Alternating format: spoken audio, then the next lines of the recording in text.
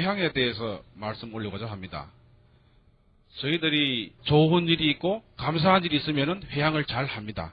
그런데 실제로 막상 고난과 액난이 닥쳤을 때에는 당황하게 되고 어쩔 줄을 모르는 그런 경우가 많습니다.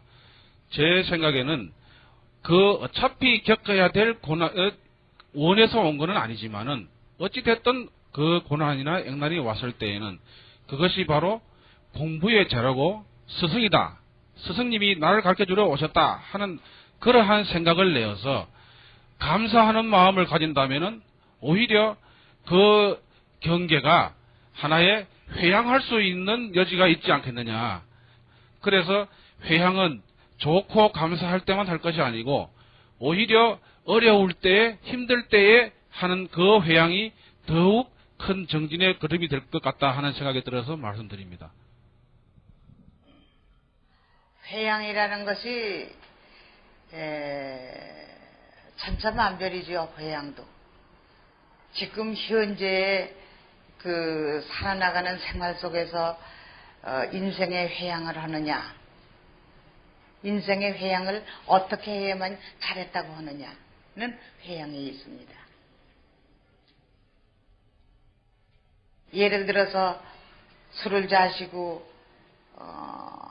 집안을 난가를 만들고 이렇게 해서 인생의 회향을 마치느냐, 또는 두 첩, 세 첩씩 두고 이렇게 서로 은열이 지게끔 해놓고 회향을 하느냐, 또 그렇지만 수수하게 잘 살다가 회향을 하느냐, 그렇지 않으면 적극적으로 내가 뿌린 씨는 내가 거둔다는 그런 일념으로서 살아나가면서 회향을 하느냐, 또 우리네가 이런 공부를 하는 스님네들로 하여금 일체회향이 있습니다. 일체회향이라는 것은 우리가 살아서 회향을 해야 하는 겁니다. 죽어서 회향은 없습니다. 살아서, 즉 말하자면은 회향이 있는 까닭에 살아나온다, 죽는다 이런 언어가 막히는 겁니다. 죽은 뒤에 열반이라고 하는 것이 아니라 살아서 열반이 되고 회향이 돼야 진짜 그것은 삼세를, 즉 과거, 현재, 미래를 삼세를 찰나찰나 놔두면서 이렇게 말이 됩니다. 찰나찰나 놔두면서 우주와 이 대천세계를 찰나찰나 놔두면서 보고 듣고 행하고 마음대로 자유권을 얻는다, 이런 겁니다.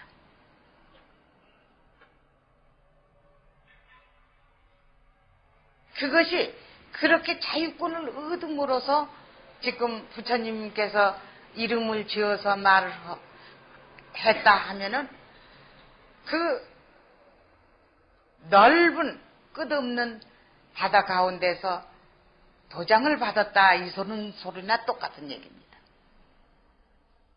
해인을 받았다. 해인을 받는다. 그런 까닭에 죽어서는 부딪힘이 없기 때문에 대의의 공부를, 죽고 사는 생사를 다 끊을 만큼 공부를 못합니다. 부딪힘이 몸이 없기 때문에. 부딪힘이 없기 때문에 고도 없고 또 낙도 없기 때문에 공부가 아니 되죠. 낙도 고도 있어야 이게 공부가 되는 거지. 자기를 다스리고 공부가 되는 거지. 이건 몸이 없는데 어떻게 됩니까? 그러니까 죽기 전에 열반의 경지에 들어야 생사를 초월하고 또 이 세상에 부처님이 나오셨다, 또 가신다, 이런 말이 언어가 끊어지고 살아생전에 회양을 한 겁니다. 그래서 일체주의에 회양을 하는 것은 그런 뜻입니다. 그런 뜻이기 때문에 우리가 살면서 일체지를 회양하란다, 이런 뜻이라면은 그 회양이라는 이름도 방편입니다.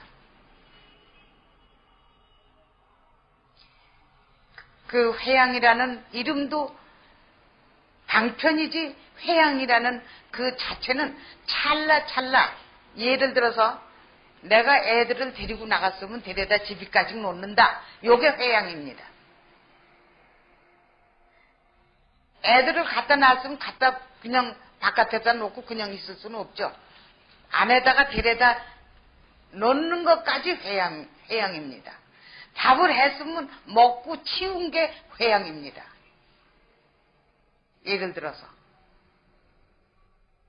그리고 남의 일을 무엇을 맡아서 해준다고 놓고 끝을 맞추지 못하는 건 회양이 못 되고, 그걸 내가 애당초에 그래서 그렇게 끝을 맞추는 사람은 애당초에 그런 일을 맡질 않죠. 내가 할 수 없는 것은 절대로 맡질 않죠. 내가 할 수 있는 능력만 가지고서 내 분수를 알고 내가 능력만 있는 일을 해서 끝을 맞추죠. 그게 회양입니다. 그래서 자기를 분수를 모르고 자기를 들뜬 마음에서 그냥 인생살을 하는 사람들은 자기가 뿌리고 자기가 회양을 못하고 끝을 맞추는 사람들이 많죠. 그러니까 찰나찰나 회양이지 회양이 따로 없다, 이런 거죠. 그러니까 우리가 그냥 부담스럽게 살 필요는 없어요. 그저 진실하게 내가 뿌린 거 내가 거둔다. 양심을 나는 절대로 속이지 않는다, 속인다 이런 것도 없이 그냥 스무트하게 그냥 남을 나와 같이 생각하고 또 내 아픔 같이 생각하되, 그러되 부처님이 가르쳐 주신 것이 그렇게 착하기만 하라고 가르친 게 아니라 양면을 다 줬습니다. 법도. 왜냐하면 그래서 불법성 아닙니까? 그러니까 이런 말을 했죠. 자기 분수를 알고 맡아야 회양을 끝을 잘 맺는다, 이런 말이 있듯이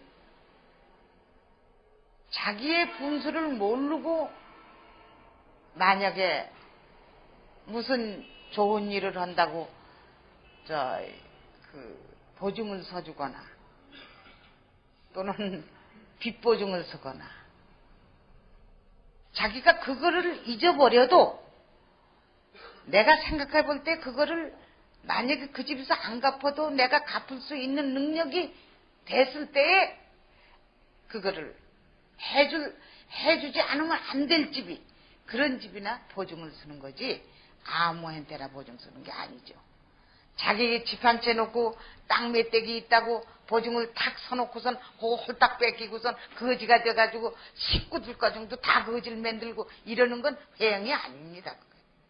부처님이 그렇게 하는 거를 착하다고 한 게 아니에요. 착한 게 따로 있어요. 똑똑하고 착한 게 따로 있는 거죠. 그러니까 사람이 흔히하게 살라고 그렇게 부처님이 가르친 게 아니죠. 정확하고 똑똑하고 그런 거죠. 그리고 인자하고요. 둥글고. 하여튼 찰나찰나 회양이 있고 찰나찰나 멀리 이렇게 앞으로 미래에 회양이 있고 이런 게 아닙니다. 우리가 밥 올려다 놓고 예배 올리고 밤 내려가면은 회양입니다. 그거와 같이 인생살이도 똑같습니다. 그러니까 한 찰나찰나 얼마나 내가 뿌리고 얼마나 거뒀는가를, 그것이 바로 정확해야만이 회양이 찰나찰나 잘 되는 것입니다. 그것도 부처님이 역시 아주 중소하게 가리킨 뜻입니다. 참 감사합니다. 더우신데 이렇게 왕림해 주셔서 이렇게 동참하시고 그랬는데요. 가만히 생각을 해보면요. 야, 우리의 인연도 보통 인연이 아니로구나. 지금 새에만 만난 게 아니라 수억 급 새에도 우리는 같이 만나서 공부를 했지 하는 생각을 합니다. 그렇지 않으면 이런 인연이 안 됩니다. 그러니까 옛날 옛적의 친구라고만 생각하세요. 그러니까 여자친구도 됐었고 남자친구도 됐었고 그냥 어머니 아버지도 됐었고 그냥 자기가 자식도 됐었고 자기가 부모도 됐었고 그냥 겁을 돌았다 이렇게 생각하시고 열심히들 공부하세요.